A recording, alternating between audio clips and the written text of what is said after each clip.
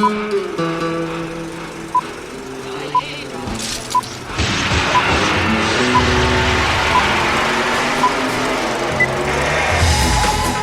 to the Reviews Without Remorse podcast with Joe, Kyle, and Ray.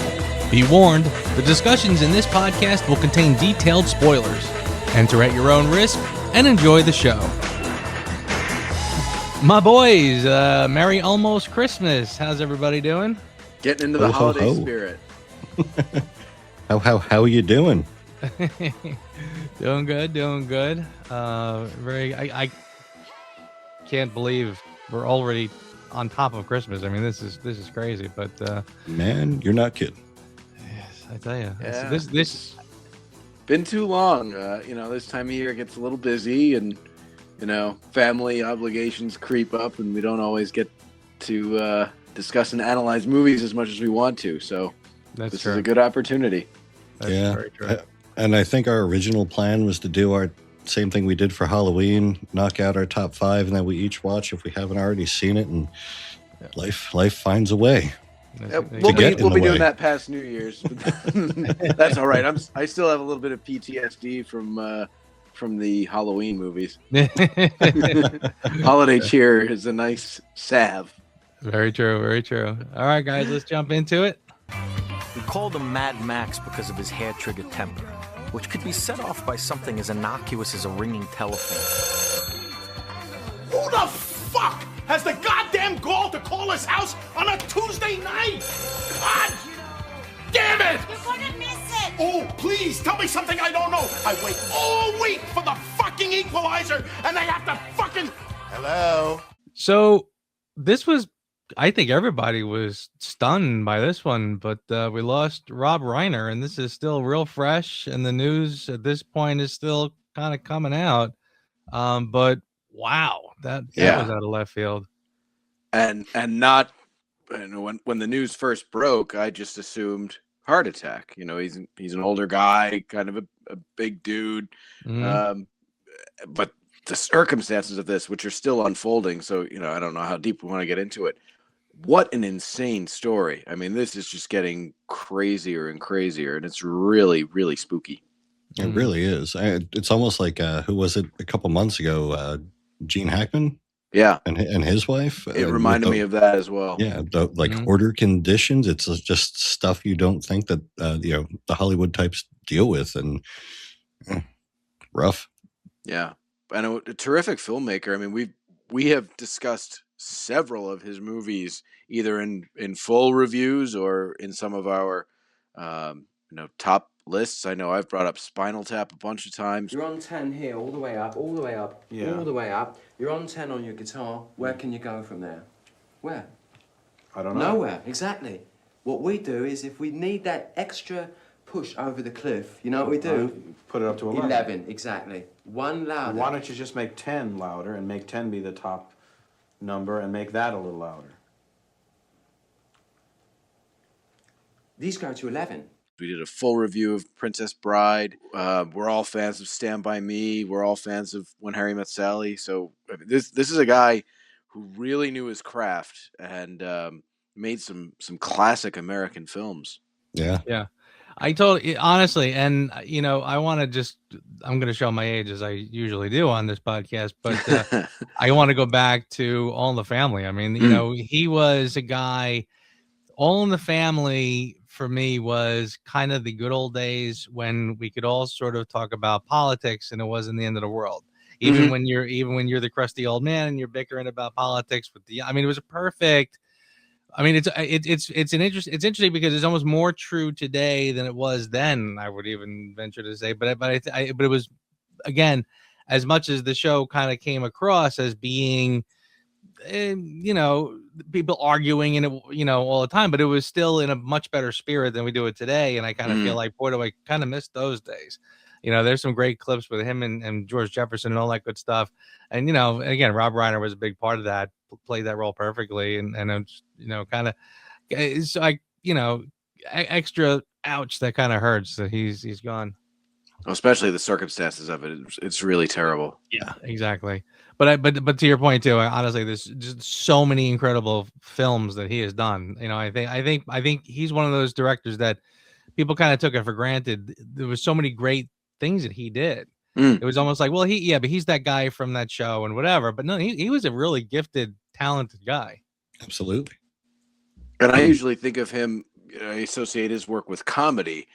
And I forgot that he did Misery and A Few Good Men. did A Few Good Men. Yeah, exactly, which is a great film. And that's like a prestige movie. Certainly not a frivolous comedy film. Definitely had a way to tell a story. Yes. Very much so. He actually did something, it's not new anymore, but he did something that I really did also like called The Bucket List. Oh, yeah. Was kind of, I feel like, there's almost a whole genre these days. Like every so often you see like a film with like aging actors talking about, hey, we're old, but we can still do stuff kind of Yep. stuff. It's like a whole genre onto it itself. I just watched one recently. That wasn't as good as The Bucket List. That's right. For sure. But I remember seeing that one. I remember thinking, I really liked that one. That was a good one.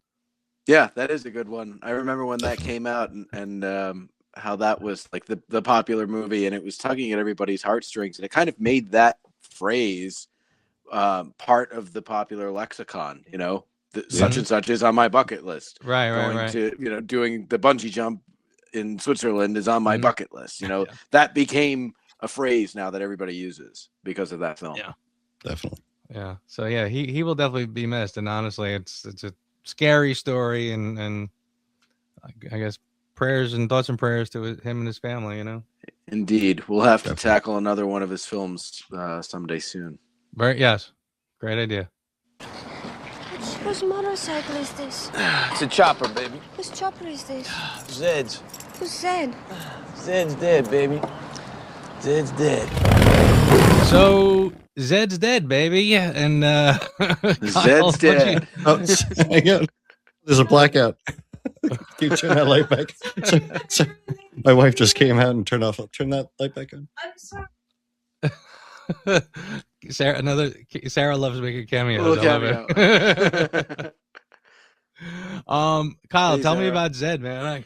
So Peter Green was kind of like the go-to guy for a while in the mid-90s when you needed like some sadistic character. He's most famous for Zed, I would think, especially among the three of us being Pulp Fiction fans. But I first encountered this guy. He was the villain in The Mask, Dorian Tyrell, the evil version of The Mask. So that was the first time I ever saw him in a movie. And it seemed like his movies all came out in a really short time frame. And then he disappeared because he was in that one. He was in The Usual Suspects as Redfoot, another creepy, sadistic kind of guy. What was I it? forgot about that one. Usual Suspects. Oh, okay. And then he's the bad guy in a movie that I really loved because it hit me at the right age when this movie came out. And it's not that great of a movie, but I found it really funny. It was called Blue Streak, which is a Martin Lawrence action comedy that came out when I was like 13. So the Martin Lawrence sense of humor, it's a good adolescent boy movie, and he was the bad guy in that. Again, playing this like heartless, sadistic, evil guy. And then he kind of disappeared. I haven't seen him in anything really since the mid 90s. I think he will be forever etched into my brain. Him with the hand on top of the gimp, with the hands going, the fingers going. That was just the best. Yeah. I think when he died, all of the headlines were just Zed's dead. Everybody just associated him with that role. Pretty much, yeah. That one is, that's haunting. It's a lot more haunting than the bad guy in The Mask. Jiminy, Jim, Chiroo. I draws what I likes, and I likes what I drew. On a happier note, Mr. Dick Van Dyke turned 100, and God bless. And I kind of feel like he's making me even change how I feel about 100, because I remember like back in my day, George Burns was the guy. He was like always in his 90s, and I think he hit 100 at some point. But he looked like a guy who was 100. You know what I mean? I feel like Dick Van Dyke. I mean, I'm not saying he looks younger or anything, but No. but he still seems really spry for a guy who's 100 years old. What do you say to a guy who's 100? Like, oh wow, you look so young. You look like you're 85. Right. But, you don't look a day above 90. But he's really he seems really sharp and with it. He's still hilarious. Just one of the ultimate Hollywood talents. He could do comedy. He could do slapstick. He could sing. He could dance. He could do drama. The guy is just a powerhouse of. I mean, deep into his 90s, didn't he redo the sweep scene from? Yeah, they did like a Mary Poppins 2, which I didn't bother with, but yeah, he did. They had him in there. Spry. Yeah. Well done, gentlemen. Yeah, I tell you, it's funny too because my mother-in-law just had on. It was Mary Poppins, and I think was he in Chitty Chitty Bang Bang? Sure was. Sure he was. Right. Yeah. Oh, yeah. And I tell you that it was like she had both of those in a row, and he was in both. And I kind of just did one of those moments where I was like, I forgot how good he is. Like he is amazingly talented. Absolutely. Yep. He had that crime drama doctor show. The Dick Diagnosis Van Dyke show. Murder. Yes, yeah, Diagnosis Murder. That show was great. Again, growing up in the 90s, that was like prime time television. That's awesome. Oh, happy birthday, Dick Van Dyke. Yes, indeed. A true versatile powerhouse. Thank you for giving us a happy note to end on right here. Indeed. It's beginning to look a lot like Christmas. All right, gentlemen, it's time to discuss our top 5 Christmas movies of all time. And again, I expect this to get interesting in terms of what qualifies as a Christmas movie. I'm also anticipating a lot of overlap, which is great because it gives us, it means we're sharing our brain and gives us a lot to talk about. So who would like to kick off their top? We'll do as usual. We'll do our top 4. We'll go around and do our top 4 and then save our number 1 for last. So who wants to kick it off? Kyle, you're biting your lip up there, bud. Oh, I can wait. You've got stuff to say? Go ahead. All right. So we're starting at the bottom of the list. 1, 2, 3, 4, 5. Forgive me. I'm a little sick from the kids. My number 5 of all time, I'm going to go with the 1966 How the Grinch Stole Christmas. You're a vile one, Mr. Grinch. You have termites in your smile. You have all the tender sweetness of a seasick crocodile, Mr. Grinch. Nice. Good choice. Beautiful. My kids love it. I still love it. It's just the classic. I can't get behind the Jim Carrey movies. I think he just takes it way too far.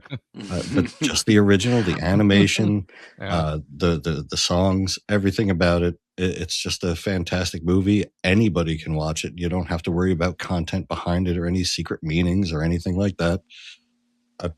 You have the Grinch who hates Christmas. And he just has a turnaround because of a little girl and becomes, his heart grows 3 times bigger. What's a better story than that? That is Jim Carrey takes something too far. I've never heard that. No, you don't say. I was watching. I saw like a meme recently, and it was basically like, the Grinch didn't hate Christmas. He just hated the people who kept calling him a piece of shit all the time. And not wrong. Fair. Sang songs about how evil he was. Right. This guy that lives up there is an ass. The older I get, the more I sympathize with the Grinch. But yeah, I definitely agree with you, Ray. This is my favorite of those half-hour Christmas TV cartoons that we all grew up watching. And back when we were kids, you had to catch it when it was on TV. And yes, if you missed it, you had to wait a couple of days or even a whole year in order to see it. So it was like appointment television to watch the Grinch. Mm-hmm. Absolutely. Yeah. Those are the days when you found out exactly what night the shows were on, and you had to be home and sitting down at a certain time. That was the best. Flipping through the TV guide, not even the one on TV where it scrolls and you're like, ah, shit, I missed what's on channel 45. Right. You got to wait The like another actual 5 minutes for TV guide. Yep.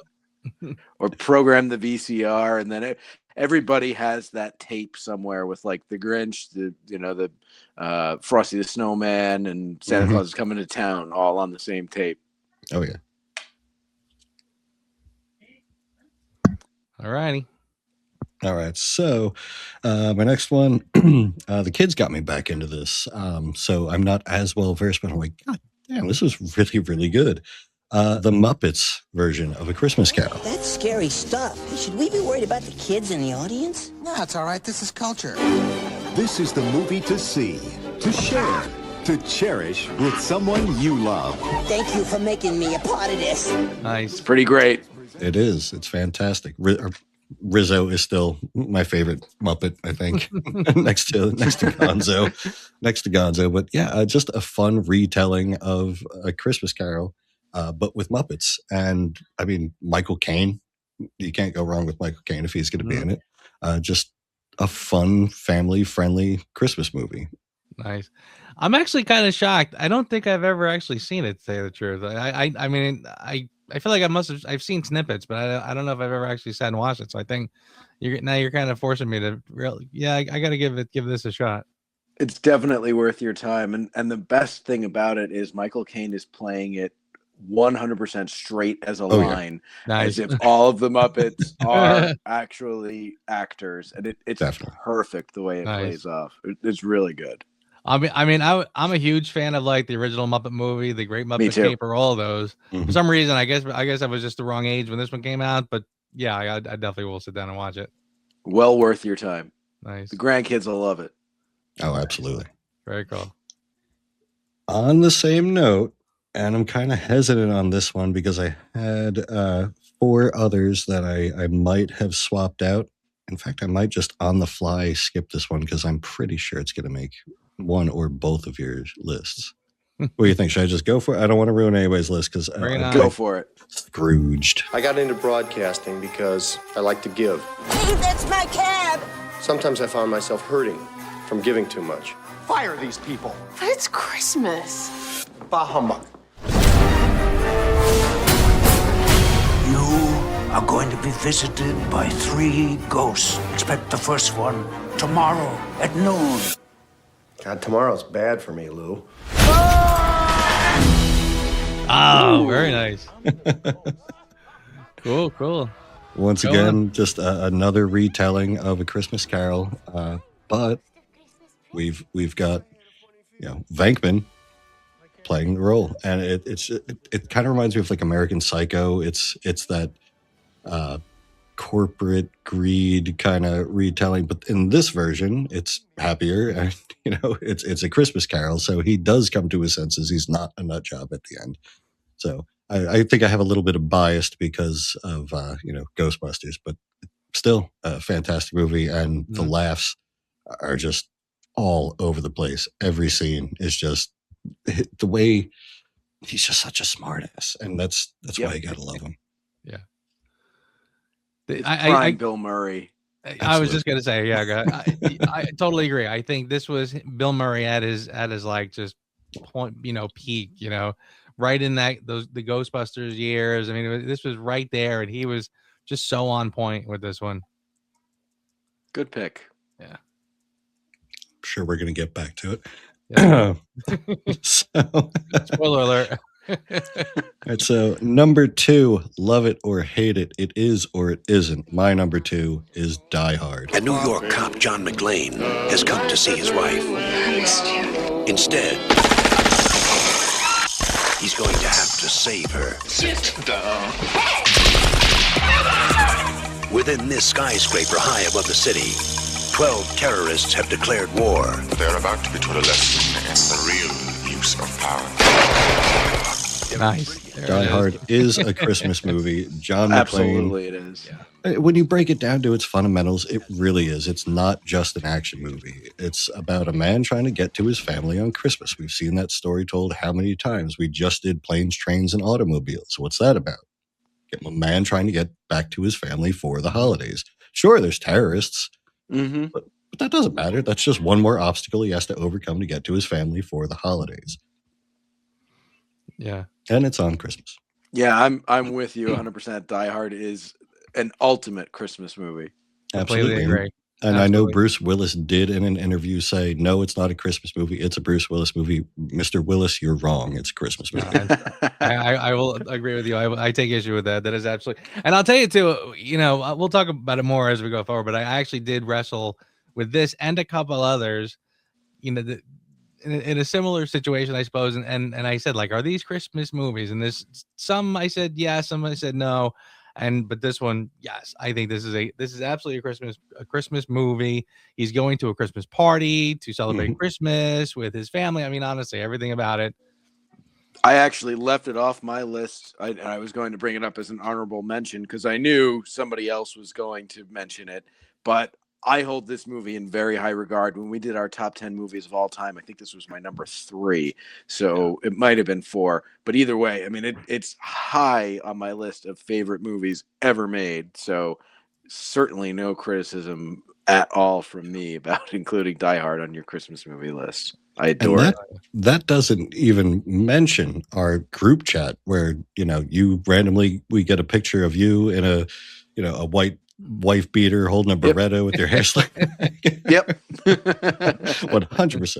That happens. That could be the thumbnail. It should. Sweet. All righty. So is that 4? That's 4. We burned through those real quick. We did. We did. All right, Kyle, bring it on. All right.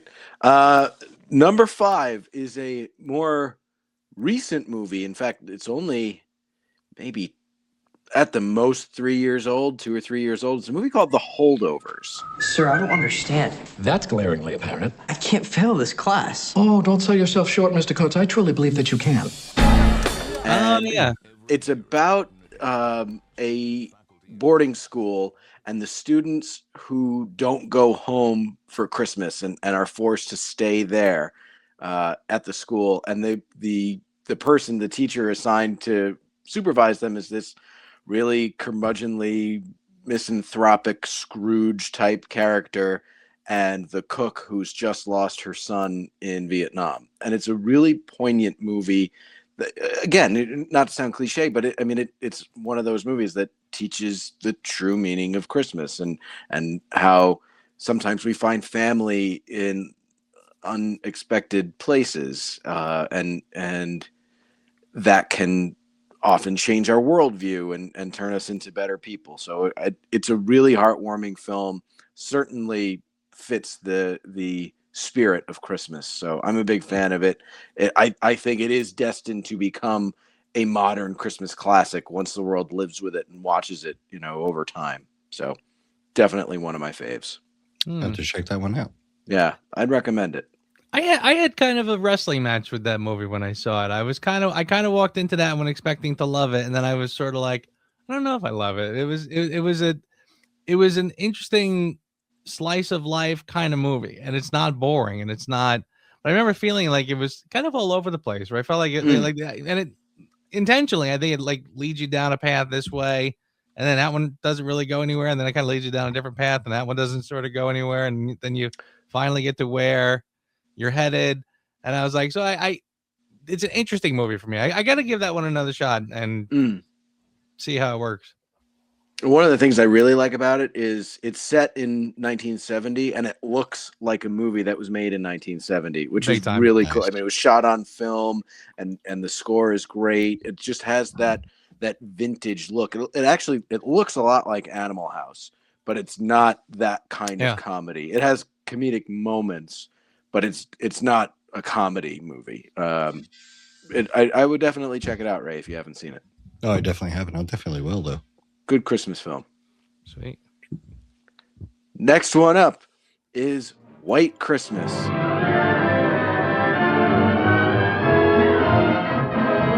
Never saw the sunshine so bright, never saw things going so right. Noticing the days hurrying by when you're in love, my heart they fly. Oh. I love this one. I've always loved this one. When I was a little kid, I liked it for the music, but as I've gotten older, I really appreciate how witty it is. This movie is hilarious.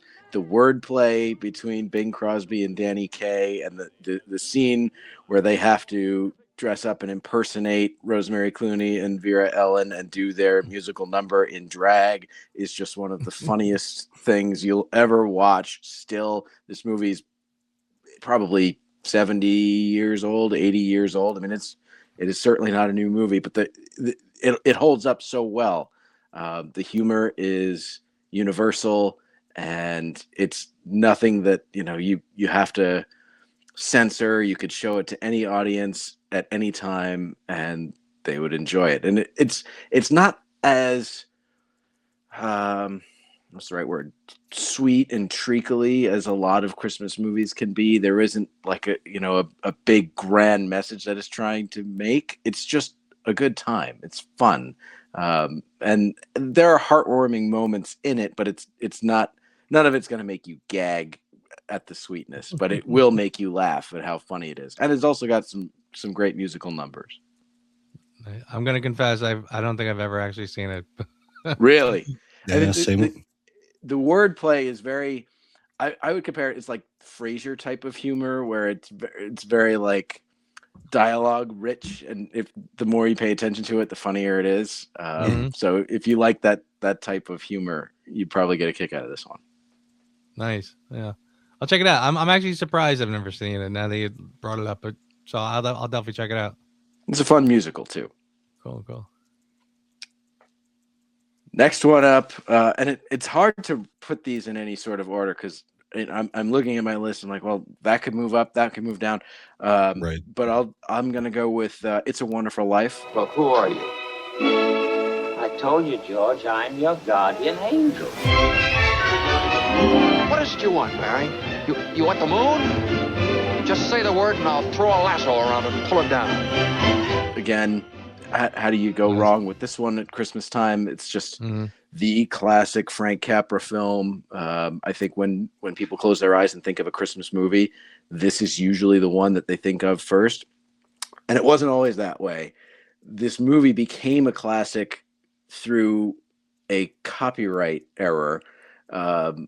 It was not a huge hit when it first came out, and nobody bothered to renew the copyright. It just kind of like it became forgotten, and it lapsed into the public domain, and it became really cheap for TV networks to syndicate. So it got shown on television over and over and over and over. People saw it for the first time and fell in love with it because this one is a sweet, big message movie, but it's done really, really well. It's not sentimental. It's authentic, and the emotions are real. None of it is cheap, and I think that's why this one has held up so well when compared to some of the modern Hallmark style Christmas movies that come out now. So check this one out if you haven't seen it, but I'm sure you have. Yeah, it was on my kind of it was on my list. I wasn't sure where it was going to land. I think it ended up being on my also noted or whatever. But yeah, that's a classic, great one.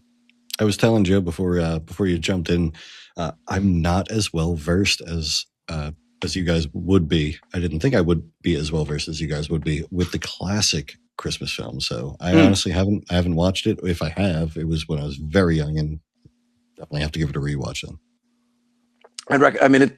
You will be able to find it on TV this time of year. It gets shown quite a lot because, like I said, I'm sure somebody bothered to renew the copyright license now and is getting paid for it. But for decades, it was basically free to show this movie on TV, and because of that, it just became a classic by accident, which is kind of a cool story too, in and of itself.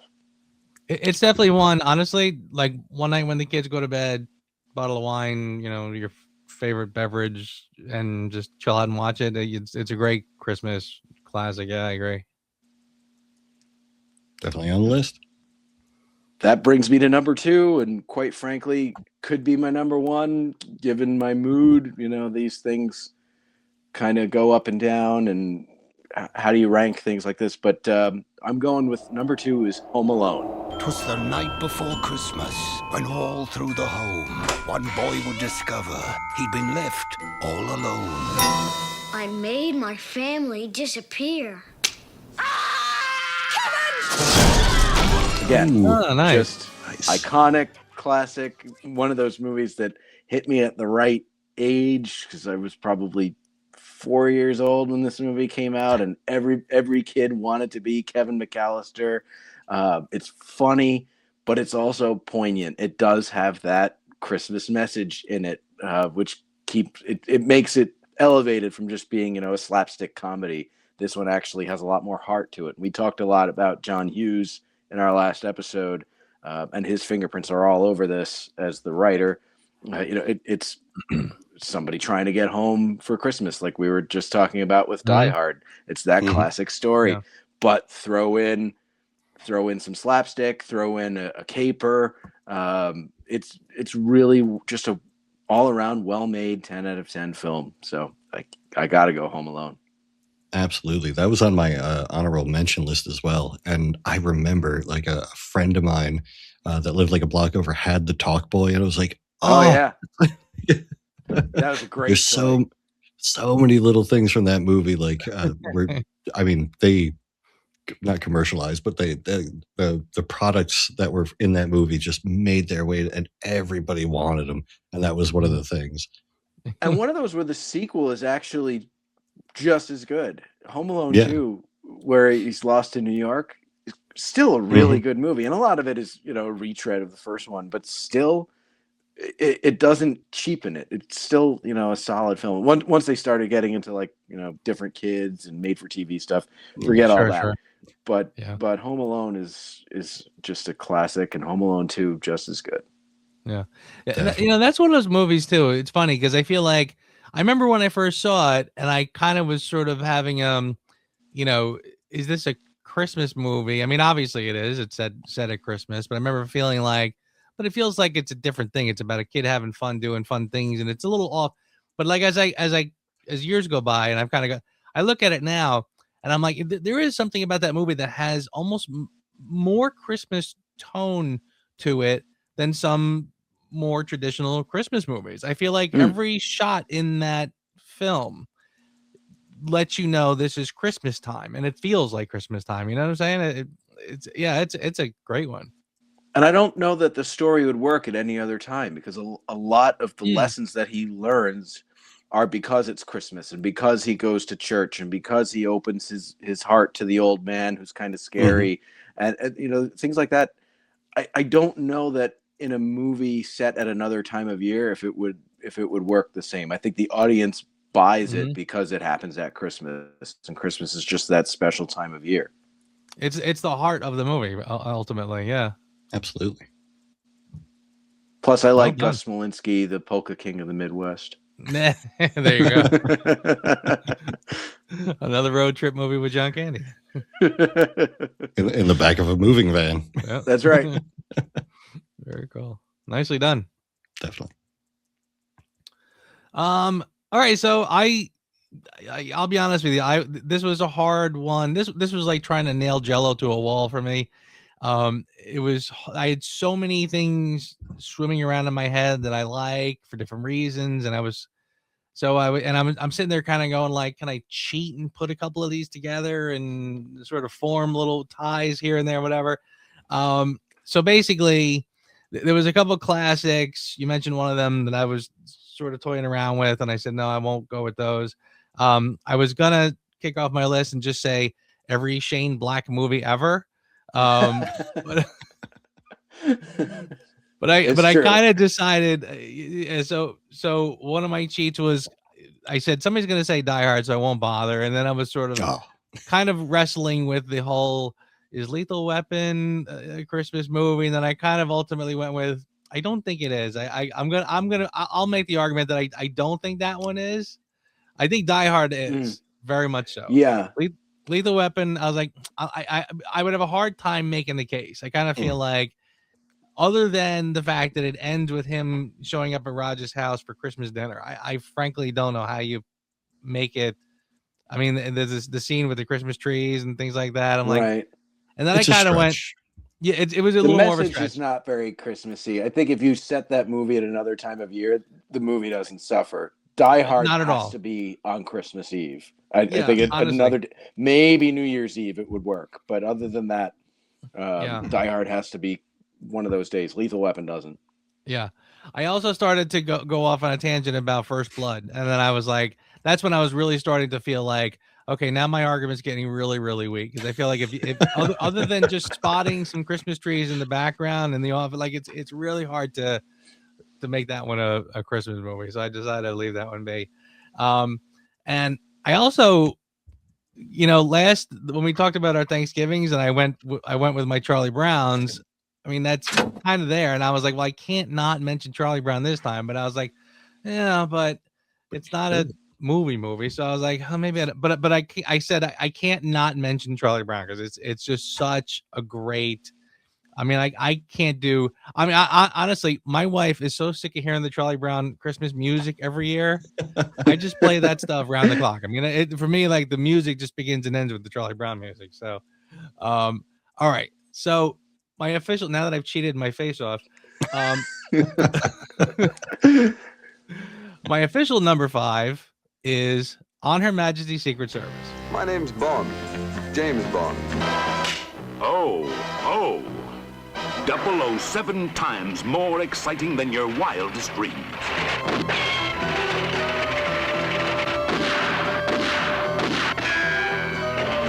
Yes. Great choice. I knew somebody was going to have it. One of you. It's such a great. It's one of those films. It's so good. It's like, give me an excuse to watch it at regular intervals. You know what I mean? So watching this one for me around Christmas time kind of works. And I feel like this is one of those movies where I feel like we could kind of like how we were talking about our fall movies, where we were kind of getting into the idea that it's not just that it's set in the fall. There are themes that sort of ring true. And I kind of feel like this one, having it be the setting in Switzerland is perfect. The fact that it takes place around Christmas, the fact that, the whole part of the bad guy's scheme in this one is that he ties it in with Christmas gifts that he gives to the ladies that he has hypnotized, etc. And I think the fact that this is kind of like the one true Bond romance, like I kind of like that falls in line with this sort of Christmas theme as well. So yeah, that's my pitch for why I think this is a great Christmas watch.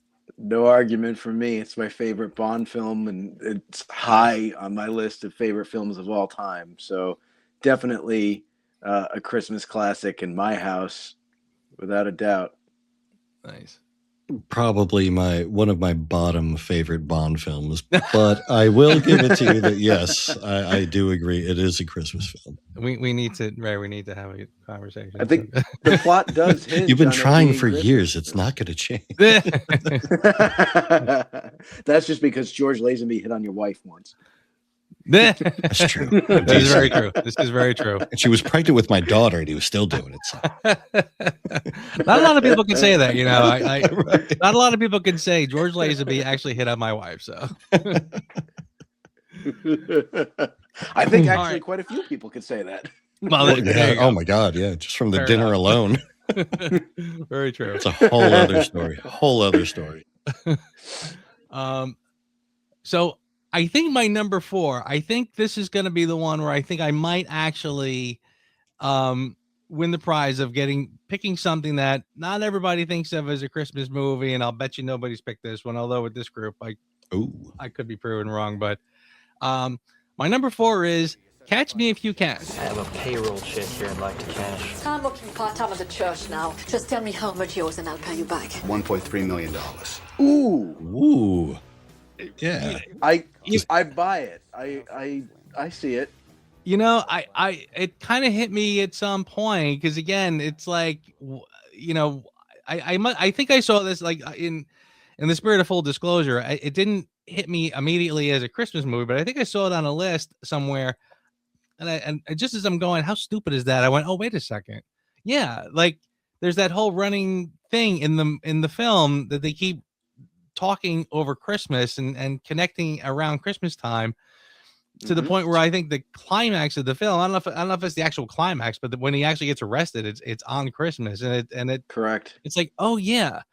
And it does kind of, the fact that this guy, it's a very telling theme in the film because all these, I mean, the whole plot of the film is that this guy's living this, like, he's living large, this one guy's living large, going crazy, having a good time, just living his best life, on fraudulent checks. Right. I mean, again, he's a crook. He's a crook, but he's out living it up. He's living the life. And meanwhile, Hanratty, Tom Hanks's character, is the good guy who's chasing him around. And meanwhile, like he's stuck in the laundromat, and his life is not so fun. But he's the good guy doing the right thing. You know what I mean? And I think it's almost like you have those moments at Christmas time when you catch him, the main character, alone. Like that's when he's alone and feeling lonely, and they have these conversations, and it's like, oh, this life is not that glamorous because he's on the run, because he's got no family, all this other stuff. So it's like you that's the moments where you feel the hollowness of how he's living, and it kind of is like, oh yeah, that's so it sends the message. And I kind of feel like, yeah, it's those Christmas moments that do that and makes you feel like, oh yeah, there's more important things than just the crazy things he's doing. So yeah, that's my pitch for that one. That's a great choice. Pick. Yeah. Yeah. I love that movie. Yeah, I do too. Playtone Films can't do wrong. But man, yeah, I would never have put that together, but yeah. Yeah, I like I said, I did it. It took me like once or twice to kind of put it through my head. I was like, you know what? Yeah. I mean, and again, it's a great movie. I think I'm sure like all of us probably love this movie. It's a great, fun I thought watch. You threw it in there for the Bond references, with the No, I mean, that's but no, great pick for real. That could be why it sticks with me for a lot of reasons, but yeah. But you're right. Christmas is important to the story. I mean, it takes Christmas for him to realize that his life is really empty. Or at least kind of like we were talking about other films, like it adds to the story, and it adds like a heart and a weight to it. You know what I mean? It's definitely a theme that I don't think the movie works as well without it. I agree. Good pick. Yeah. Thank you. So something a little more traditional for my number 3, Christmas Vacation. We were gonna call, but Eddie wanted to make it a surprise. If I woke up tomorrow with my head sewn to the carpet, I wouldn't be more surprised than I am right now. We're really gonna fly down the hill with this stuff. So genuinely moving. Can I refill your eggnog for you? Drive you out to the middle of nowhere, leave you for dead. More truly uplifting. Can I show you something? I was just browsing. Or more down to earth. Merry Christmas! Nice. This is another one where the older I get, the more I realize, like, yeah, Clark kind of held it together pretty well. I swear to you, honestly, I feel like, National Lampoon, that, I feel like it took me a while to really appreciate it, but National Lampoon has a very specific kind of sense of humor. You know what I mean? It's always like a very dark comedy, but not that dark. Like I feel like by today's standards it's not that dark, but originally it was kind of like the sort of dark humor. And this Christmas Vacation is a sort of a perfect example of it. It's amazing how, the first Vacation movie was great. European Vacation was like, okay, but definitely not as good.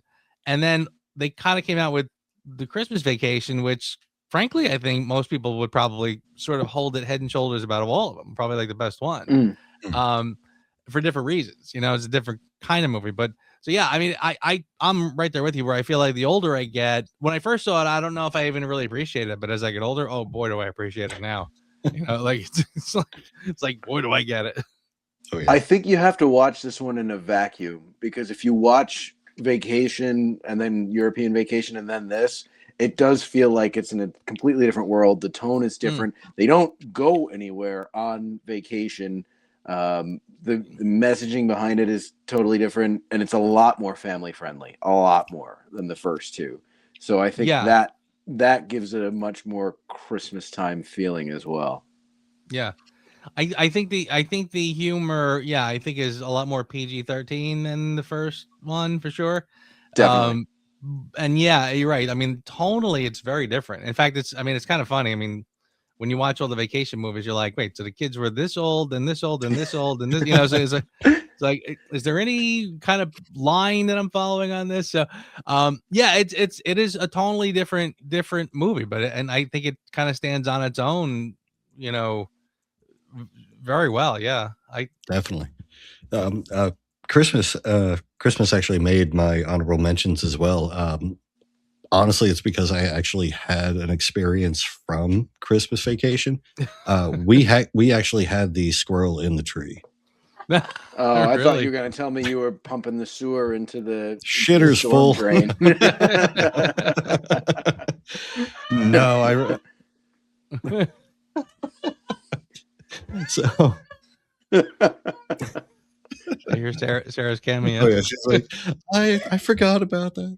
No, so that's actual true story. I lived in Cranford, New Jersey. My family went and cut down a fresh Christmas tree, brought it in, decorated it, and my aunt who lived with us had she loved to decorate, so she had bowls of like mixed nuts throughout the house with ribbons and all that. Everything looked gorgeous every Christmas. And I was getting yelled at for leaving shells from the nuts just laying around because the dogs could eat them and choke on them. And this being the late 80s, early 90s, there were whoopings involved. There was the cold card, and me swearing up and down that it wasn't me did nothing at the time until Christmas Eve, when my grandfather was watching the TV next to the tree, and a squirrel leapt out of the tree on top of the cable box. And he's like, there's a fucking squirrel on the TV. And he's like, what are you talking about? What are you watching? I'm like, no, there's a fucking squirrel on the TV. And sure enough, they turn around, there's this squirrel, and animal control was called, and it was this whole big thing. And I was upstairs sleeping peacefully with like bruises on my ass from getting spanked for not something I didn't do. Did you tell everybody I told you so? Right? I told you. I hope you got an extra stack of presents after that was over. If I did, I damn well should have. Oh, that's funny. That's funny. Great pick, though. Thank you. Number two, I will breeze through rather quickly because we talked about it. My number two is Scrooged, and I totally agree with everything we said about it. I mean, it's such a great. Interesting that it's another. Well, I mean, I didn't really talk about Lethal Weapon too much, but it's another Richard Donner Christmas movie. And I think this movie is such a great Richard Donner movie. I feel like this is kind of like you can see inklings of him and his style in this. Like if somebody asked me like, what's Richard Donner's style? I couldn't really tell you exactly, but somehow I feel like this movie is like, it's in here somewhere. Like watch this one. And he really has a flair for something. Honestly, it's a great retelling of a classic story. Does it perfectly well, and practical effects too. I can never get enough practical effects. I can't stand CGI and all that stuff. Mm-hmm. But like even the ghosts, just the way they were done up and the makeup and everything, like it's fun. And sorry, my daughter just blew her nose. The whole house is sick, so I apologize. All kinds of things going. Sorry. That's okay. You don't even have to edit. Well, I'm not gonna. It's the best part. No, it is. Happens to the best of us. It does. It does. Night, sweetie. Love you. Yes, it's like 18 degrees outside. That's why I'm in the house instead of my my other recording area today. Right. Honestly. But yeah, I love practical effects. So all the makeup from it, even that, just does it for me as well. Yeah, I mean, a really creative movie. It's so well done. So yeah, that's my number two. Good pick. Well done. Thank you. All right, Ray. It's what's your number one? Number one. All right. So this was a tough decision going through all of these.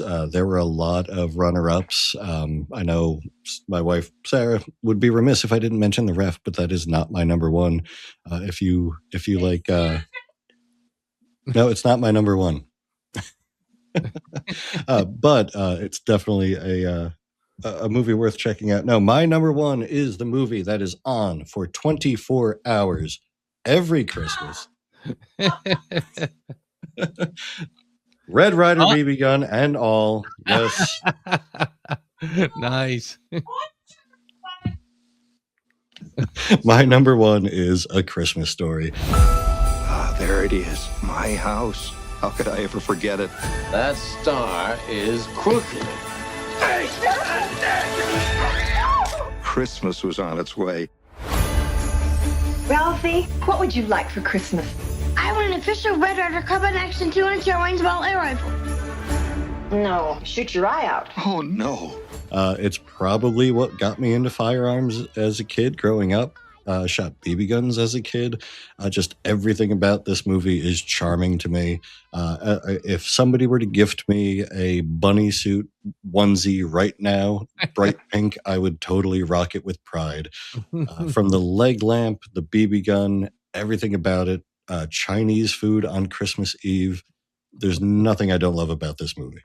Yeah, I can't disagree with that at all. I think sometimes when that movie is on 24 hours in a row, I feel Leave like TBS on and let it roll. I feel like I'm the guy that they did that for, basically. Yeah. Same. And it's funny. That's what my wife was just yelling about in the background. Was our daughter was born on the 23rd of December. So she's our little Christmas miracle. But while she was in the hospital, she kept falling asleep during A Christmas Story. And every time she would wake up, it would just pick up within 5 to 10 minutes of the last scene that she saw. So she never got to completely see the movie. And now she hates it because it drove her nuts. But I adore that movie 100%. Listen, I'm there with you 100%. And judging by the look on Kyle's face, I'm gonna take a guess.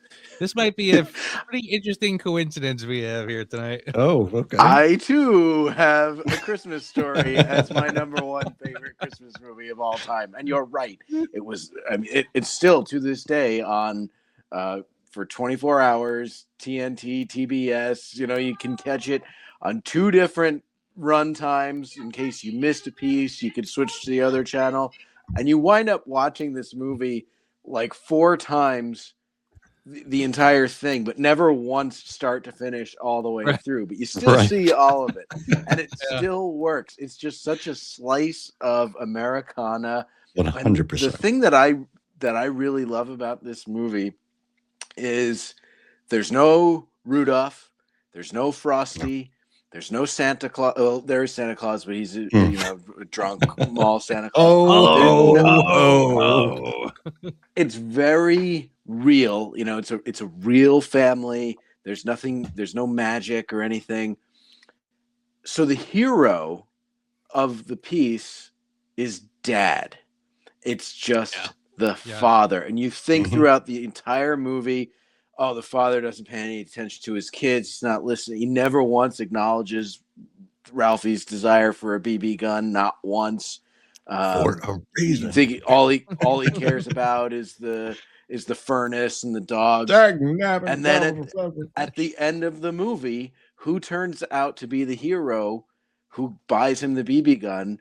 Dad. And it's just, you know, he was listening all along. It's just such a heartwarming moment that you know, you think the father just doesn't pay any attention at all, but he's been listening the whole time. And you know, just it makes me happy that the hero is the father and not some, you know, a magical snowman.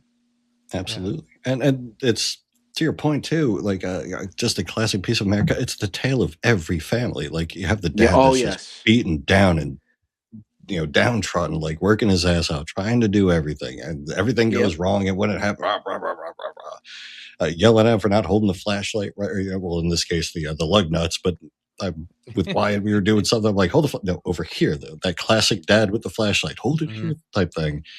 It's just like the perfect family tale, and it's just anybody that watches it can relate with the family.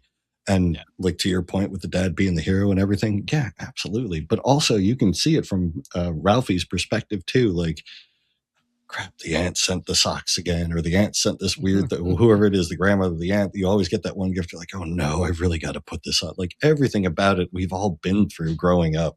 And that's like one of the great things about this movie. Everyone can relate to some part of it, at least. Sometimes Christmas dinner goes wrong and you wind up eating Chinese food. That happens. Chinese duck. With the head just, oh, rah, rah, rah, rah, rah. Yeah. And I'm sorry, go ahead, Joe, because after this, No, I just want to say one other thing.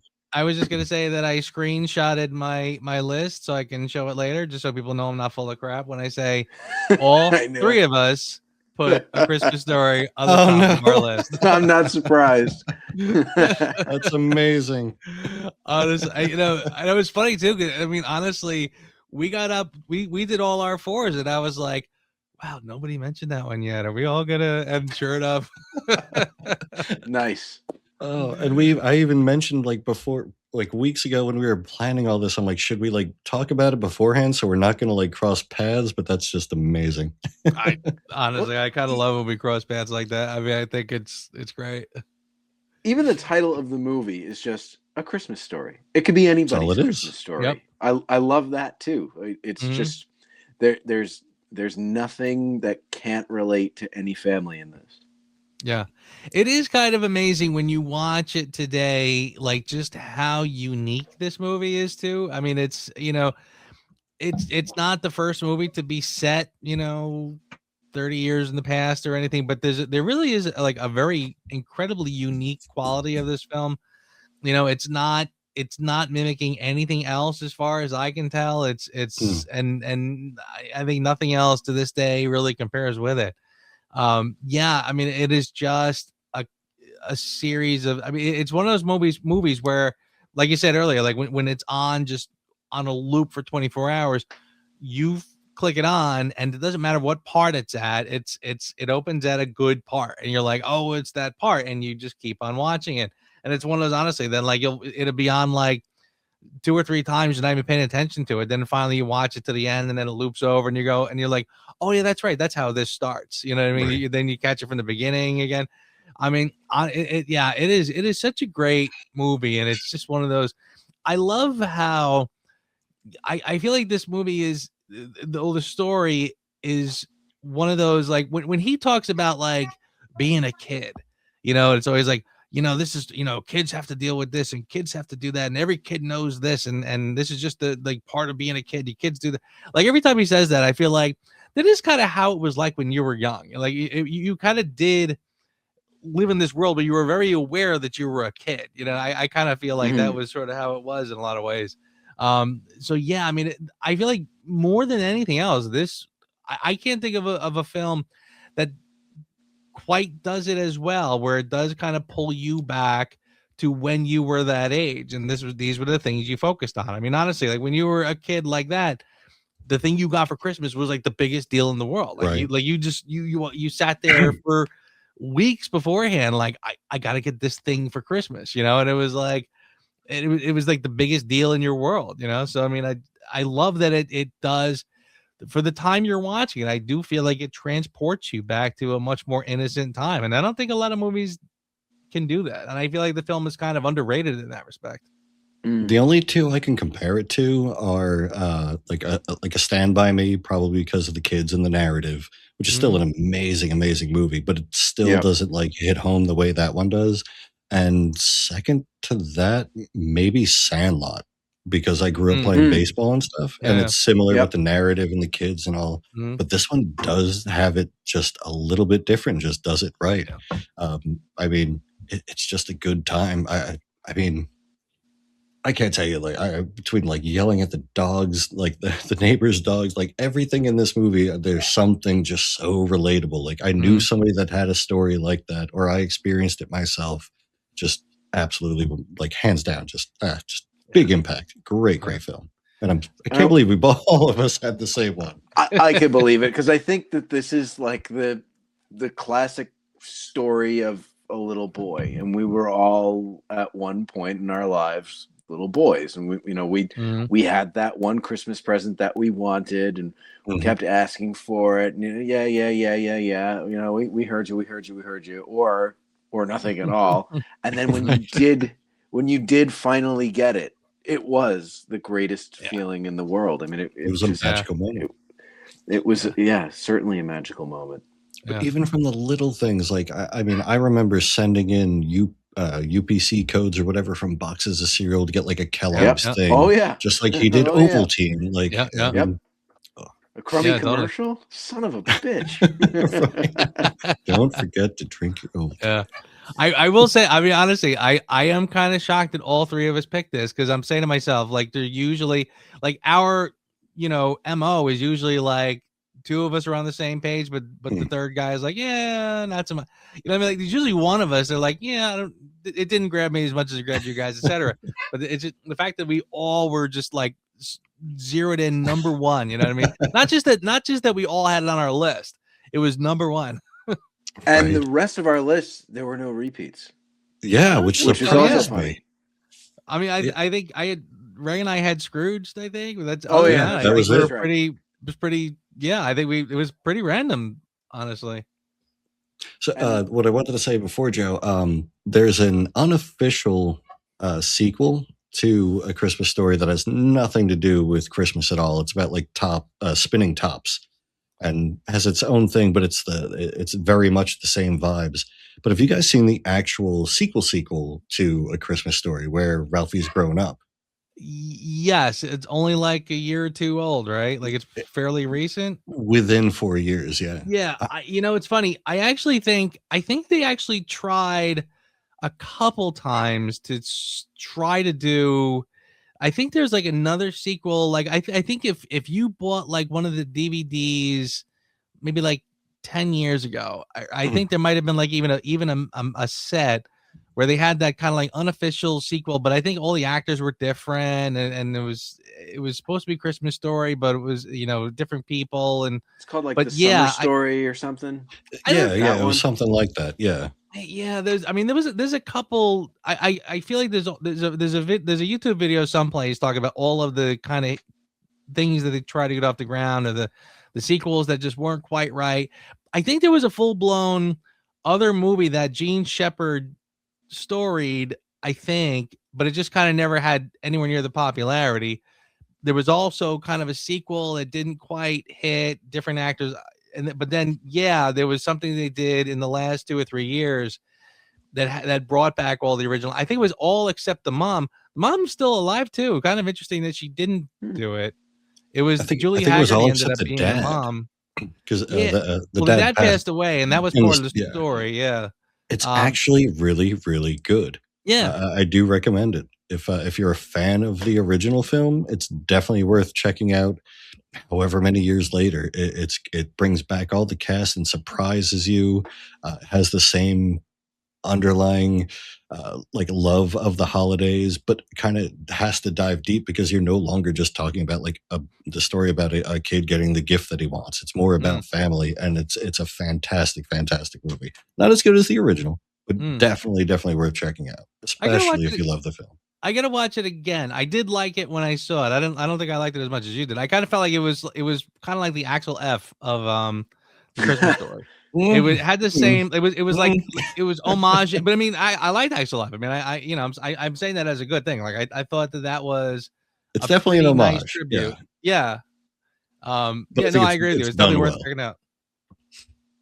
Yeah, I haven't watched it yet. I remember when it came out and thinking like, oh, that's just a cash grab, and I never bothered with it.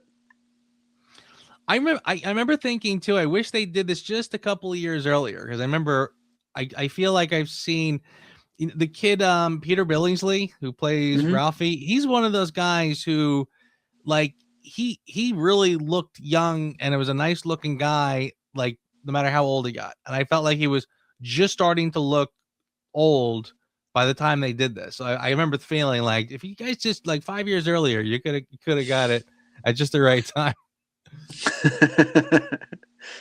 And you might have got the mom too. It was interesting that they didn't. The mom was the only one, I think, who didn't come back. She didn't really want to do it for some reason. Maybe she just felt like she was a little too old.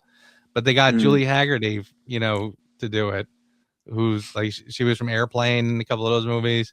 Oh yeah. So she's in it. But they get a whole I'll have bunch to of check it out. Yeah, like Flick and a whole bunch of the other kids. They're in it. Yeah, they're all. I think in it. Scott Farkas is in it. Scott Farkas is in it. I almost feel like he's kind of like the Johnny Lawrence of this movie. Like he gets a little bit of a redemption. You get a redemption story. Absolutely. Yeah. Pretty soon but there'll it's be a also Netflix series about him, how they become friends. Right. Exactly. But it's a very accurate story too. I mean, I know we were supposed to be talking about the original, and I kind of switched things up to the sequel. But yeah, like how many times have you known the bully to grow up and then become a cop or a fireman or something? Yeah. It's always that progression. Yeah, and it's funny too. Yeah, like the bully from school, and you run into them later in life, and you think like you're gonna tell them off now, but all of a sudden now they're nice. You know, like, like now suddenly they're nice to you, and you're like, oh, say no, you can't. You okay, cool. Also part of growing up. Exactly. Absolutely. Very much. Absolutely. And that was something that I wanted to pass down to my daughter. So last year she was 8 years old, and that was her Christmas gift. I got her the Red Ryder BB gun because nice. She needs to learn to shoot. That's cool. What do your kids think of this? Of the movie or the gun? Yeah, of the movie. They enjoy it. It's not their go-to, but when it's on, like they'll be sitting there watching it, Black Bart, everything. Actually, Eleanor, you want to be a surprise guest on our Christmas podcast? Come here, real quick. Why not? She's here. You have to poop? What's that? Just come. Mom's going to be angry? Is that what that is? Oh, Mom's going to be angry. No, come here. Mom's not going to be angry. So you remember Christmas Story? Where this came from? We keep this. We keep it. If not. Come here. Come on. Remember the movie Christmas Story with Ralphie and the BB gun? All right.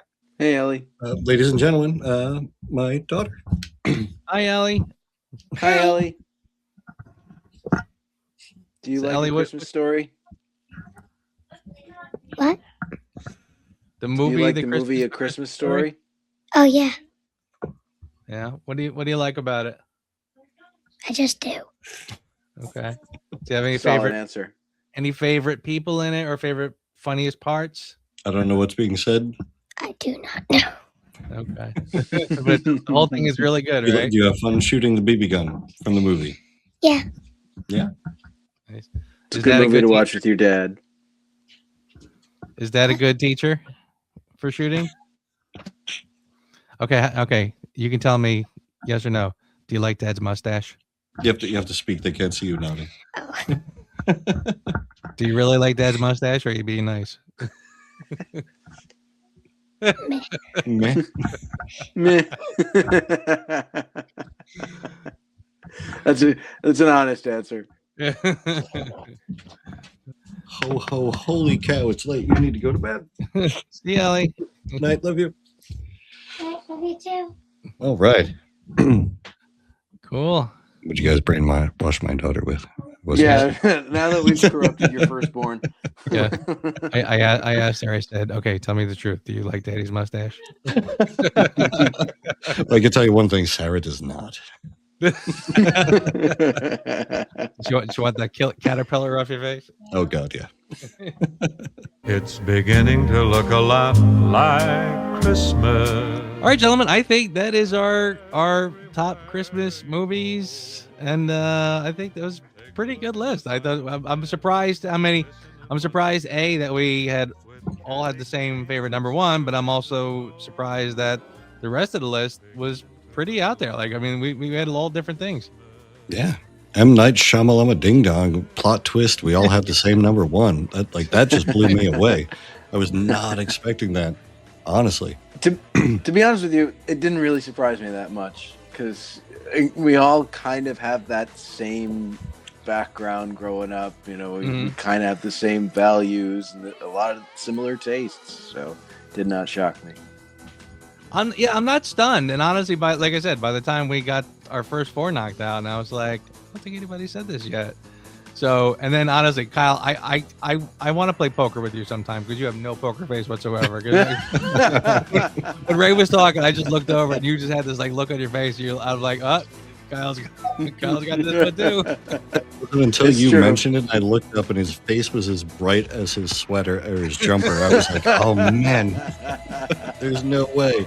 But then you're over there sitting there like, oh, Kyle's got it too. And you're like, oh, shit, I'm number 3. I was like, wow, plot twist. Yeah, funny. Makes for good pod. It does. Absolutely, it does. Absolutely.